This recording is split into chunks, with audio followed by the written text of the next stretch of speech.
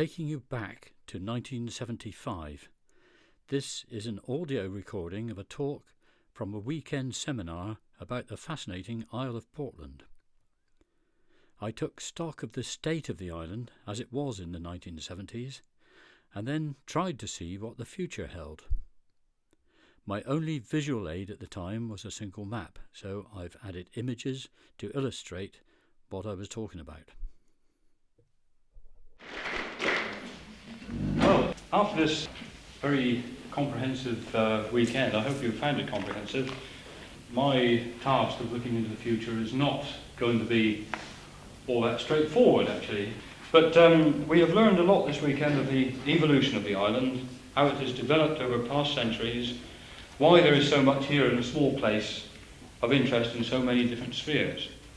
We have heard about the values of the remaining natural landscapes and of the simple, quaint yet functional architecture of the traditional quarrymen and the fishermen's cottages, and also of the threats to these, and of the unique, impressive ancient monuments we have, some of which provide constant reminders of the strategic importance of this peninsula in historic times. Naturally, I am no more qualified than anyone else to foretell the future, but what we can do is to use the evidence of past developments, the construction and the destruction, to enable us to project or extrapolate, if you like, these changes into the future. In this respect, the study of our heritage is far from academic. We must learn from the past achievements and mistakes. This is one of the main functions of the Portland Field Research Group, to identify, as we have this weekend, and to counter unfortunately, the rather lot of complacency and indifference to these priceless assets, from the minute right up to the monumental, this complacency which presents the biggest threat to these parts of the island. Our total environment, of course, is our heritage, not just the occasional building or the strip lynchet, but everything we have around us. And we here in Heritage Year 1975 are but temporary custodians of this heritage, and if we continue to be willfully or negligently allow any more of this to be destroyed without positive and deep thought, we will be regarded by future generations as among the most careless of the island's custodians in its long history, even though we may be even more aware than perhaps past generations of what we have around us. Few would disagree that the Portland environment is unique, and none of us can be left in any doubt about this after the last 2 days. What has to be decided, and positively, is how much of the character and how many of the features you can see around you should be retained. How many can be changed for the better, and how much we ought to sacrifice for the sake of increased prosperity and employment. The only way of weighing up the situation, really, is to look at the island as a whole and consider how things have reached their present state. How, for instance, we came to have our valued open spaces at Portland. I'll demonstrate on the map. See what we're talking about. All the open spaces at Portland Bill, for instance, above Verne Common, around Fortune's Well, all these open spaces, how they came to be in existence, and how and why there is so much quarry land in these areas, which appears half-worked and derelict, but why this has arisen. And equally important, how the village settlements have grown over the centuries. The villages being Chisel here, one of the original ones, and Wakeham, they were probably the first 2 settlements. Fortune's Well developed around that, probably in Roman times. Castletown is very recent, it's Victorian era, there were settlements there before, a few. Easton, Weston and Southwell, they were in their entirety completely separate little villages of each having their own character. What is essential for the future is to take special note of the planning mistakes, many of which can only be regarded as tragic in the terms of their social and environmental effects. To get this background, it helps to visualise Portland, say, 200 years ago. Quarrying, of course, was then very much in full swing, as we've heard, but only around the cliffs, where it was easiest to win.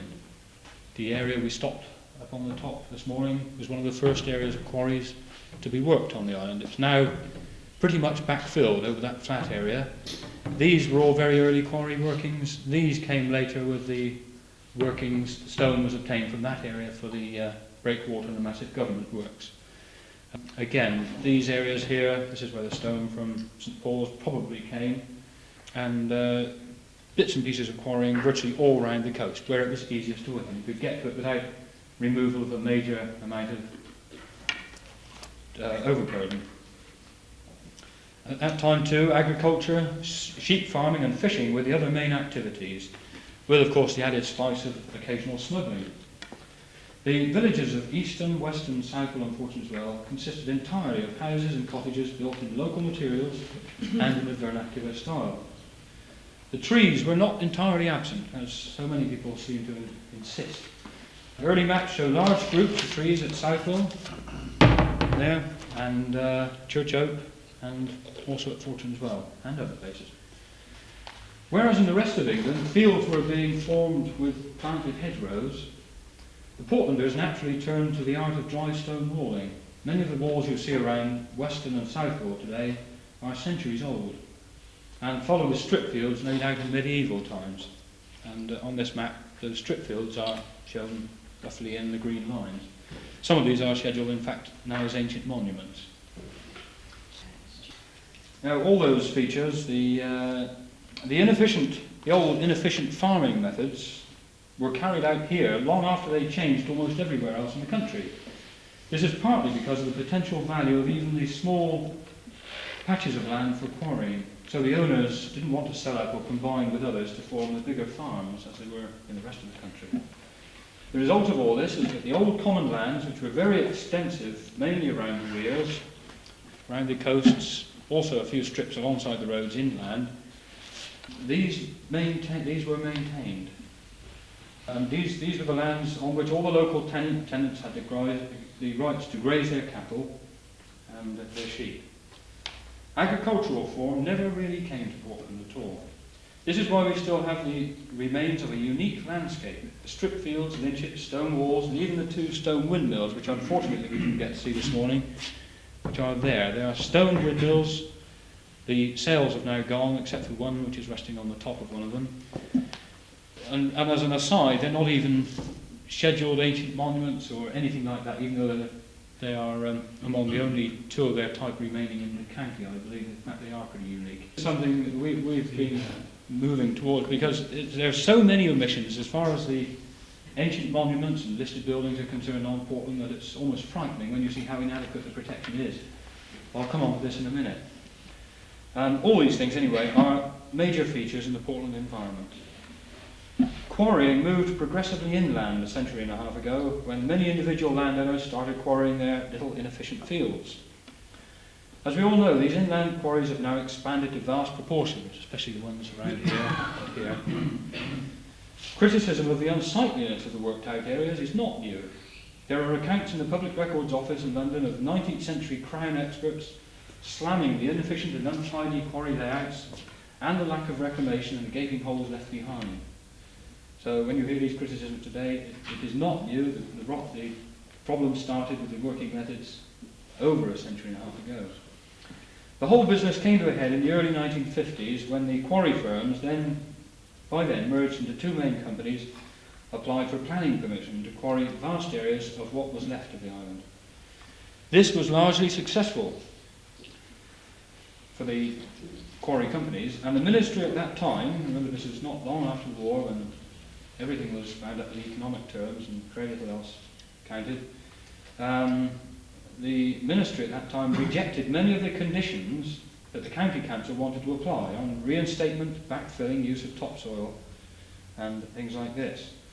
And many of you now will be surprised how much of the remaining fields that we have left are approved for quarrying. It is unfair to blame the present companies for over-exploitation of their predecessors in less enlightened days. Out of Portland's 3,000 acres, roughly 1/7, 400 acres, is given to mineral workings. And as The Guardian recently said when it was reporting our group's work, that is rather like saying that in the Greater London Council area, an acreage equal to the outer boroughs of Hillingdon, Hounslow and Ealing consists of entirely open cast mining sites worked out or being reclaimed. Gives some idea of the proportions that was superimposed on London. This is Portland's contribution to the nation's heritage.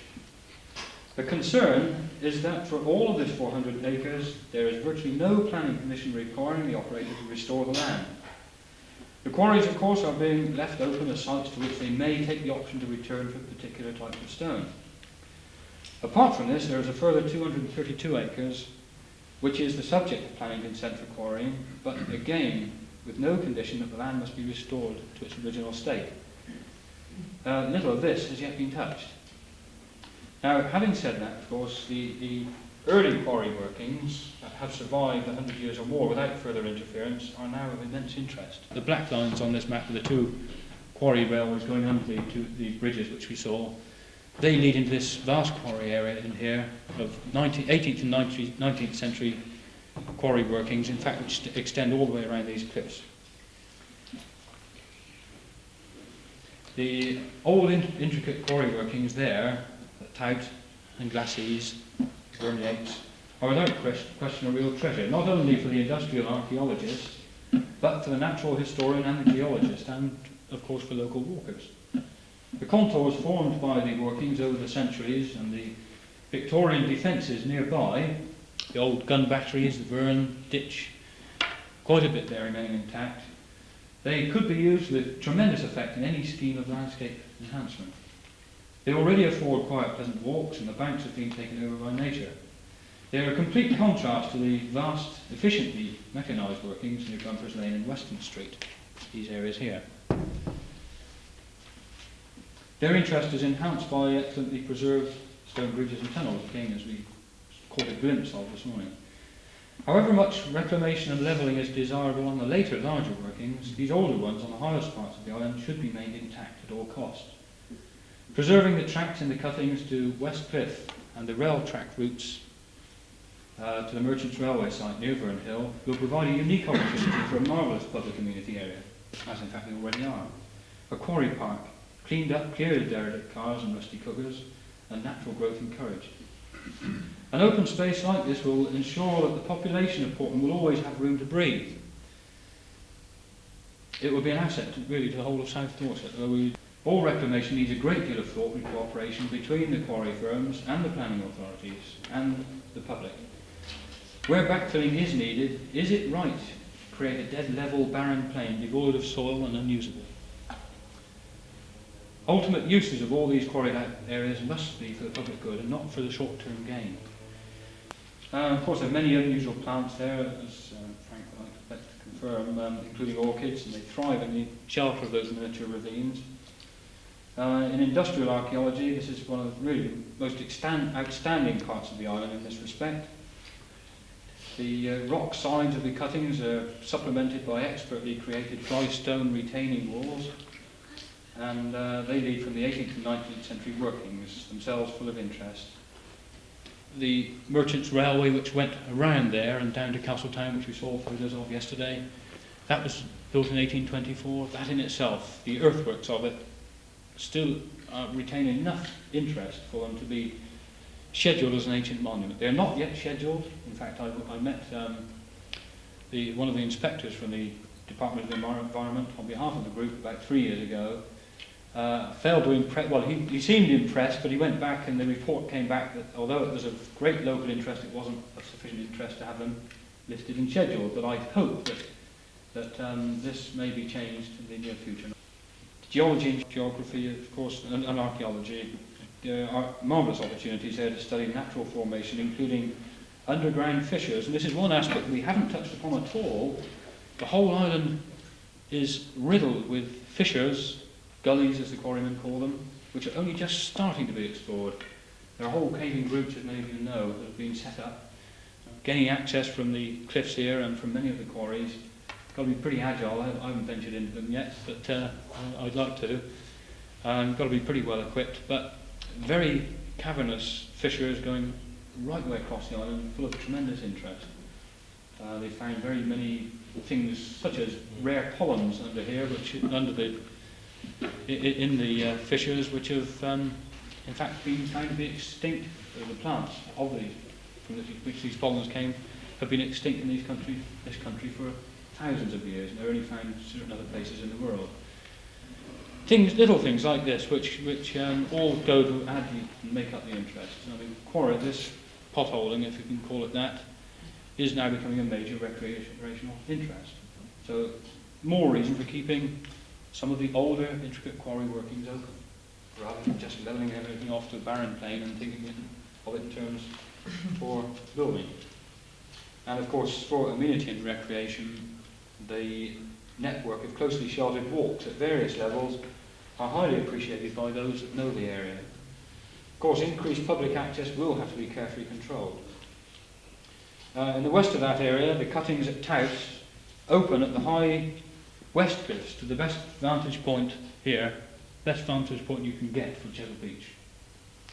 And across Lyme Bay and to the east, the proposed park includes the recently scheduled high-angle batteries with its gun mountings, underground stores, earth banks, almost in their original condition. And we've mentioned, of course, the Verne and its moat. The assets are endless, and the initial cost of that scheme need not be high, but the area is in urgent need of positive protection. Consider now the non-quarrying industrial uses. They're the related stone industries other than the actual quarrying processes there. Whereas Mr. Reynolds has left us in no doubt the work within them, the secondary stone industry, the masonry, etc., in terms of employment. And they are still vital to the prosperity and well-being of the island. Reverting now to the background of our present situation, here in 1975, we have heard about the spread of the all-important stone industry, but of course there have been many other changes in the last 100 years. The railway connection with the mainland in 1865 increased the prosperity, and the massive government works on the breakwaters at the Verne Citadel gave a major economic boost. What is surprising, has always surprised me anyway, is that all these great public works, while they took a great deal from the island, as it formerly was, they really added to the island's character, and they gave many positive features. For instance, while the Great Iron Age fort on the Verne Hill, which probably rivaled Maiden Castle for its grandeur and importance, around there was a massive Iron Age fortress, which was never really looked into because the Victorians didn't know what it was.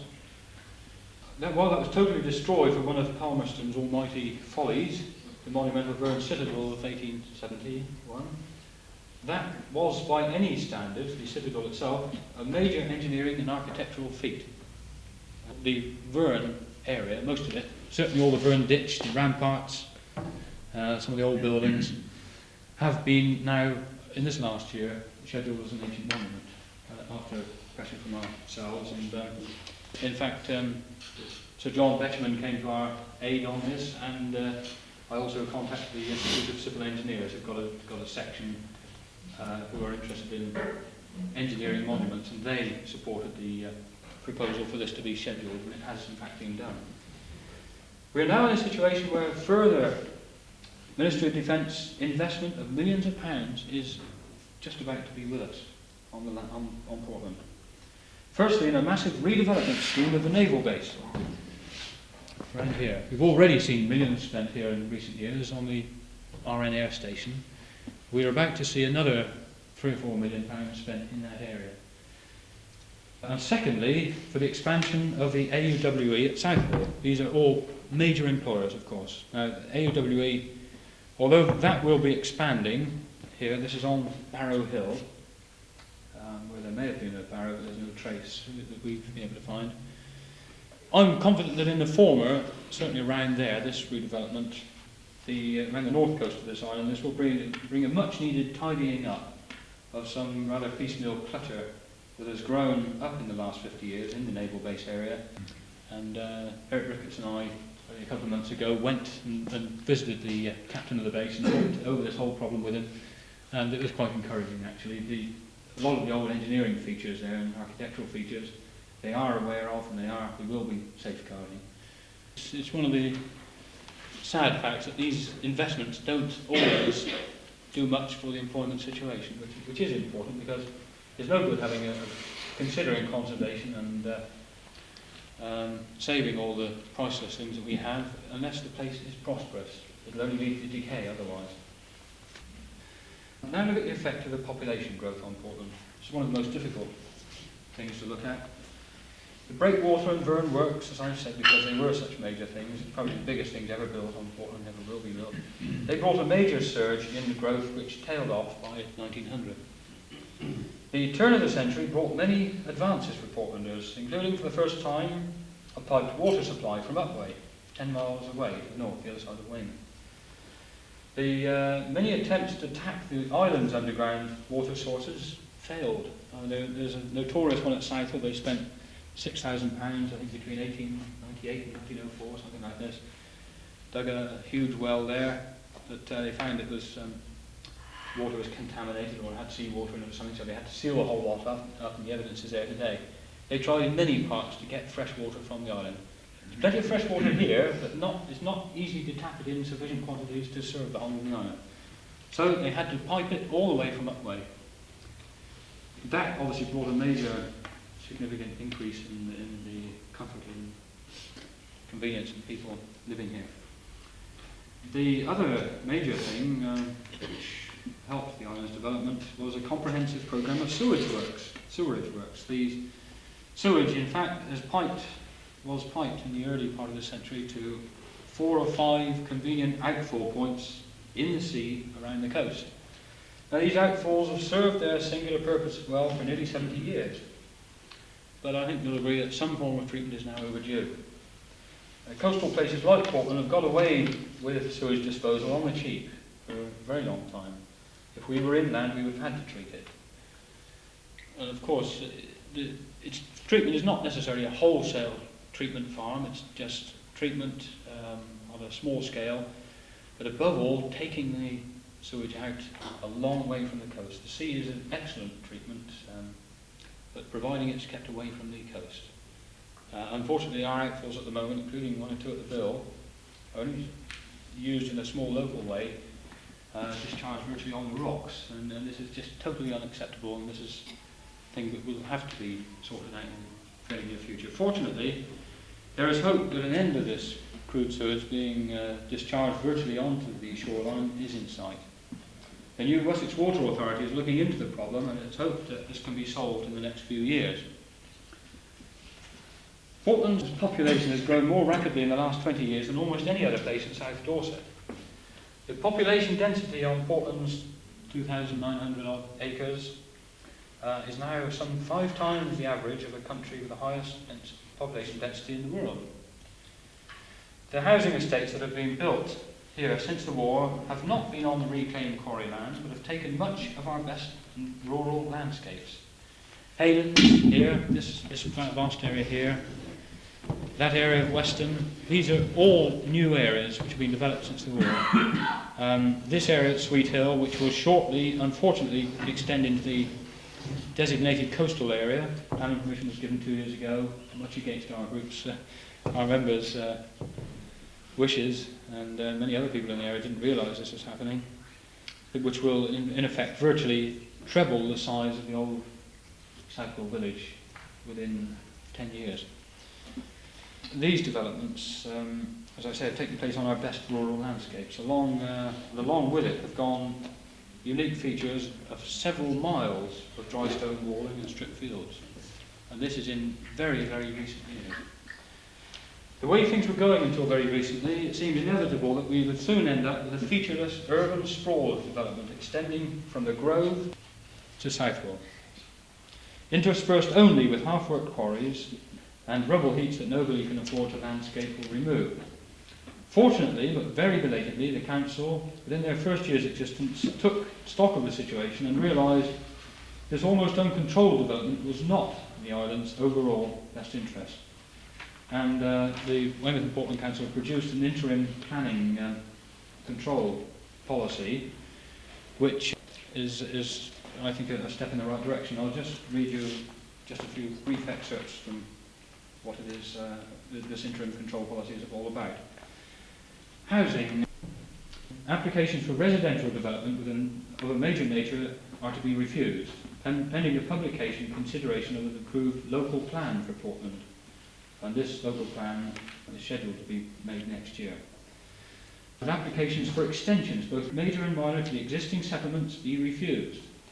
That applications for isolated dwellings in the open countryside, other than agricultural dwellings, be refused. That applications for minor residential infilling between existing properties be considered only on their merits. That applications for conversion of buildings to be used for residential accommodation be considered on their merits. Leisure and recreation. That no application for caravans and chalets be allowed pending the publication of this local plan. Planning and conservation, for instance, this area here, Easton and Wakeham, is, as some of you may know, Portland's only designated conservation area. This is one of the first in the county to be so designated. The idea being to identify, again, all the features, buildings of character and interest which ought to be maintained, and to make sure that any other development within that area is kept in absolute sympathy with the original character of the area. We have suggested, certainly members of our group have, and I understand it may be officially supported and promoted, that Fortune's Well, certainly part of Fortune's Well and Chisel, also be designated a conservation area. This is something which I sincerely think is warranted if we are to save the best that we have still existing in those areas. The tragic mistakes were made, unfortunately, on the design and layout of some of these housing estates, as I mentioned before, in the 50s and 60s, 1950s and 60s. The successful and independent centuries-old village communities of Southwell, Weston, Easton and Fortune's Well should have been regarded as focal points whose boundaries could have been gently and sympathetically eased out to provide the new housing, complete with additional shops, open spaces and community requirements as necessary. Instead, as so often happened in the 50s and 60s, vast new estates were drawn up. These estates were drawn up with no facilities and amenities whatsoever. They have been thrust alongside the original settlements, overwhelming the centuries-old community's spirit, such as Cecil described last night. This is why it's so absolutely essential that whatever vestiges of character that are left in these original villages are identified, preserved and enhanced. For instance, the old buildings, which if they were perhaps in a country village may not be regarded as important, in the Portland context may be invaluable. There is so little left compared with what existed 50 years ago, and as Eric illustrated so well yesterday, failure to stop unsympathetic alteration, the character will be gone forever in a few short years because things are happening so fast right under our noses. And if we allow this to happen, what fine custodians of our heritage we would be for our successors then. For the future then, our duty must be to see that the best features of the island, the spaciousness of the remaining open rural landscapes at East Weirs and West Weirs, above Fortune's Well, around Weston and Southwell and so on, will be here for our children and grandchildren to enjoy. There must be a positive programme of landscape conservation, not only for the sake of the historic features and wildlife, but also to keep the farming activities. All future planning must recognise that in environmental terms, Portland is a microcosm of a nation. In one small island we have all the problems: coastal pollution, noise and industrial dust, litter and over-exploitation of land and resources. And to continue untethered expansion within these tight shores cannot really be supported. There are now only 2 farm operators remaining on the island. We've heard that sheep farming finished 50 years ago, although the breeds are being saved elsewhere. One of these farmers is the Borstal, in fact. Borstal, which is now in the old prison buildings of the Grove. The Borstal farms some 200 acres, mainly around the Bill, some around here. They are very good, in fact, in taking heed of the historic features, the strip lynchets, which so easily could be ploughed away. Their main crops are cereals, potatoes, brassicas, forage kale. Most of the cereal crop is fed to the Borstal's cows and pigs, which in turn make the Borstal virtually self-supporting in dairy and pork products. And also they supply the Verne and, in fact, Dorchester prison as well. So You can see the retention of the Portland farmland is important also in keeping down the cost to the taxpayer of these establishments. And we have now over 500 boys in the Borstal, and similarly 500 plus prisoners in the Verne. There is one other aspect which is beyond price here on Portland, and that is the natural freedom on Portland that most Kimberliners can really only dream of. This freedom to walk at will over 2/3 of the island without restriction. The freedom to climb cliffs. Watching, of course, the natural history interest, you've got to be careful not to conflict these various things, but at least the freedom is there to do this. The freedom to swim and fish from over 75% of our impressive coastline. This freedom must be jealously guarded and protected for all time. With such ease of access to so much of the island, it may seem academic to bother about formal rights of way. But we mustn't forget that much of this freedom could still be by the grace of the respective landowners. There are still places where you can go on a hot summer day and be out of sight and sound of the 20th century, and where you may not see another being all day.